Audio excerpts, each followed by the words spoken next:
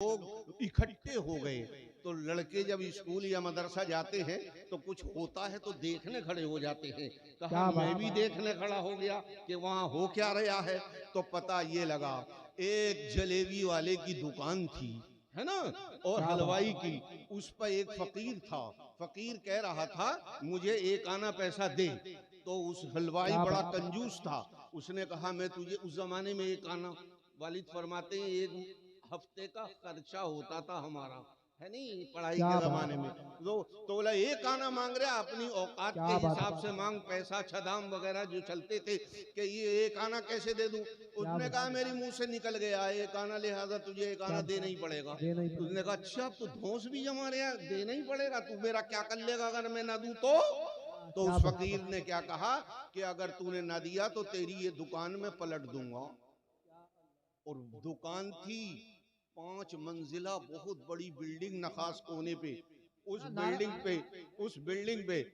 Building के नीचे वो दुकान थी। कहा ये 5 मंजिला बिल्डिंग तू उलट देगा क्या? हाँ हाँ बिल्कुल उलट दूंगा। उन्होंने कहा तुझसे उल्टी जाए तो उलट दे, मैं तो ना देता। फकीर ने कहा दे देख देख देख देख, सब बर्बाद हो जाएंगे बेचारे और भी मर जाएंगे। समझ गए, दे दे दे दे, क्यों नुकसान करवा रहे आप दूसरों का। कि ना तुझसे जो हो तू कर ले। इतने में एक आदमी आ गया। उस आदमी ने दुकानदार से कहा इतनी देर से तुम चोंच लड़ा रहे हो, इससे तुम्हारी गिराहकी कितनी खराब हो रही है, इससे ज्यादा तुम्हारा नुकसान हो रहा है। अरे फकीर है, फकीर के मुंह ना लगते हैं, दे दो। तब उसे याद आया कि हाँ मेरा दुकानदारी का भी नुकसान हो रहा है। तो उसने एक आना पैसा उसे दे दिया। फकीर जो है चलता बना।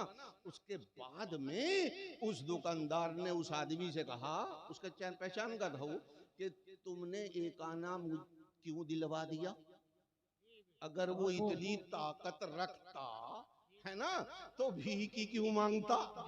जब वो बिल्डिंग उलटने की ताकत, इतना पावरफुल आदमी होगा तो वो भीख ही क्यों मांगेगा? तुमने पैसा मेरा गलत दिलवा दिए। उन्होंने कहा गलत ना दिलवा दिए, सही दिलवा दिए। कि क्या मतलब? कि देख, मैंने उस पे नजर डाली कि ये बिल्डिंग को गिरा सकता है कि नहीं, तो उसमें कुछ भी ना था, उसमें कोई दम दरूद ना था। का फिर तो मैंने सोची कहीं किसी के बलबूते तो ना बोल रहा है, वाह बहुत किसी के बलबूते पे तो नहीं बोल रहा है ये। तो मैंने जिस वक्त नजर डाली तो जनाबे आली उसकी निस्बत ख्वाजा गरीब नवाज से निकली। नारे तकबीर, नारे रिसालत, उलमाए अहले सुन्नत, ख्वाजा का हिंदुस्तान। सुभान अल्लाह सुभान तो अल्लाह। वहां से निकली। तो मैंने सोचा कि ये आखिर वहां से निस्बत कैसे है। कहा ये चिश्ती सिलसिले का मुरीद है। तो उसने सोचा कि इसका पीर मुरीद के चक्कर में ना उलट दे। तो मैंने उसके पीर पे नजर डाली, उसमें भी इतना दम ना था कि तेरी बिल्डिंग की एक ईंट भी हिला देता। तो मैंने सोचा इससे भी ना होगा तो कहीं उसके ऊपर वाला उसका जो पीर है, यानी इसका दादा पीर जो है, कहीं वो ही ना उलट दे। तो मैंने इसके दादा पीर पे जब नजर डाली तो पता लगा हाँ उनमें इतनी पावर है कि अगर वो इशारा कर दे तो बिल्डिंग पलट जाए। लेकिन उनके यहाँ इसकी घंटी बज जरूर रही थी, लेकिन वो सुन ना रहे थे। मैंने सोचा जब यहाँ सुनवाई ना हो रही तो मैंने उनके पीर पे नजर डाली। तो उनका पीर भी पावरफुल था, मगर इसकी सुनवाई हो भी ना हो रही थी। मैंने उनके पीर पे नजर डाली तो वो भी पावरफुल थे, लेकिन इसकी सुनवाई वहां भी ना हो रही थी। उसके बाद देखते देखते जब मैं अजमेर गरीब नवाज की बारगाह में गया तो जानते हो मैंने क्या देखा? गरीब नवाज बैठे हैं और तेरी बिल्डिंग उनके हाथ पे रखी हुई है कि ये मेरा मुरीद कह दे और मैं पलट दूं। सुभान अल्लाह सुभान अल्लाह सुभान अल्लाह। ये निस्बत ये काम करती है। ऐसा नहीं है कि हमारा पीर अगर नहीं सुन रहा है तो पीर का पीर तो सुन रहा होगा, अगर वो नहीं सुन रहा तो उनका पीर तो सुन रहा होगा, अगर वो नहीं सुन रहा तो उनका पीर तो नहीं सुन रहा होगा, और नहीं तो पीरों का पीर तो सुन ही रहा सुभान होगा। अल्लाह सुभान अल्लाह। तो हजरात, अर्ज ये करना है कि गरीब नवाज की मुकद्दस बारगाह हमें वहां से चिपक के रहना है। कैसे चिपक कर रहना है? गरीब नवाज। अब शेर सुनिए, सुनते हैं तुम लोग शेर बहुत ज्यादा समझते हो।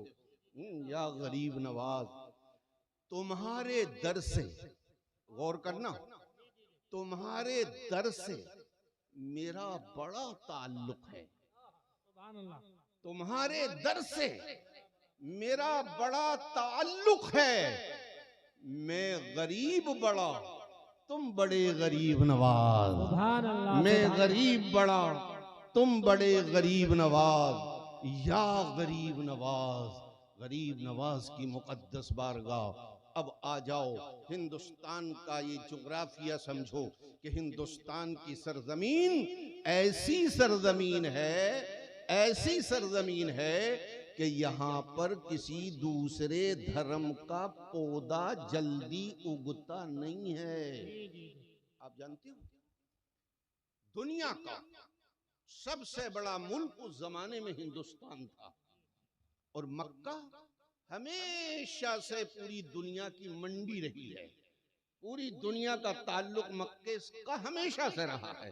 तो हिंदुस्तान चूंकि बड़ा मुल्क, तो हिंदुस्तान का मक्के से बड़ा करीबी ताल्लुक।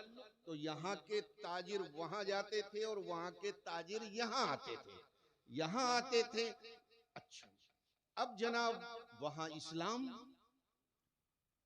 आया, इस्लाम आया तो जो सहाबाए किराम थे वो दुनिया भर में फैल गए, हिंदुस्तान में भी आए, लेकिन यहाँ पर उन्होंने कोशिश की, लेकिन इस्लाम फैल नहीं पाया। थोड़ी देर जरा सुन लेना मेरी बात को। वो फैल नहीं पाया। जब फैल नहीं पाया, क्योंकि ये जमीन ऐसी थी कि यहाँ पर अंधविश्वास बहुत ज्यादा, यहाँ पे किसी की दाल नहीं गलती थी। ईसा अलैहिस्सलाम से 2500 साल पहले इस हिंदुस्तान में गौतम बुद्धा आया है, बौद्ध मजहब जिनका है। इनके मजहब के एतबार से उनको रूहानियत, हिंदुस्तान के सूबे बिहार के जिला गया का एक हिस्सा है जो बोध गया कहलाता है, वहां बरगद के पेड़ के नीचे उन्हें मार्फत हासिल हुई इनके हिसाब से। तो हिंदुस्तान बौद्ध मजहब का की प्लेस कहलाता है, यानी बुनियादी जगह। जैसे मजहब इस्लाम की बुनियादी जगह कौन है? Mecca Medina. ऐसे ही बौद्ध जमीन की, बौद्ध मजहब की जो बुनियादी जगह है वो हिंदुस्तान। लेकिन उनका धर्म यहीं पर ही नहीं फैल पाया। बहुत कोशिश की उन्होंने, लोगों ने सुन के ही नहीं दी। बहुत कोशिश की, उनका धर्म नहीं बढ़ा। तो गौतम बुद्धा ने सोचा मेरी सारी तबलीग बेकार हो जाएगी, मेरी उम्र बेकार हो जाएगी, तो हिंदुस्तान उन्होंने छोड़ा। जैसे ही नेपाल में कदम रखा, पूरे नेपाल को बौद्धिस्ट बना दिया। थाईलैंड गए, पूरे थाईलैंड को बौद्धिस्ट बना दिया। बर्मा गए, पूरे बर्मा को बौद्धिस्ट बना दिया। अरे जिस मुल्क में चले गए, पूरे मुल्क को अपने मजहबी रंग में रंग दिया। लेकिन उनके मजहब का रंग हिंदुस्तान में नहीं चढ़ा।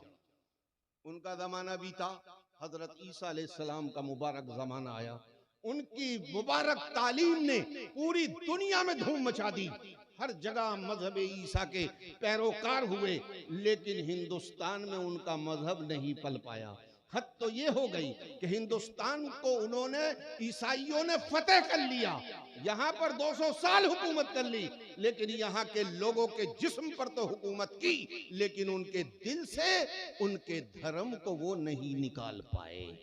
जमाना आया मजहब इस्लाम का, अल्लाह के प्यारे रसूल की प्यारी तालीम का।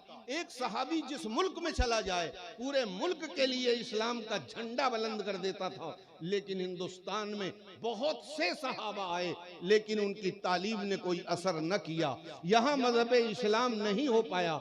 जब नहीं हो पाया, जमाना बीतता चला गया, और जनाब तकरीबन 450 साल बीत गए। पूरी दुनिया में इस्लाम का झंडा बुलंद हुआ, लेकिन हिंदुस्तान में इस्लाम नहीं फैल पाया। जब हिंदुस्तान में इस्लाम नहीं फैल पाया, तब गौसे आजम को ख्याल आया।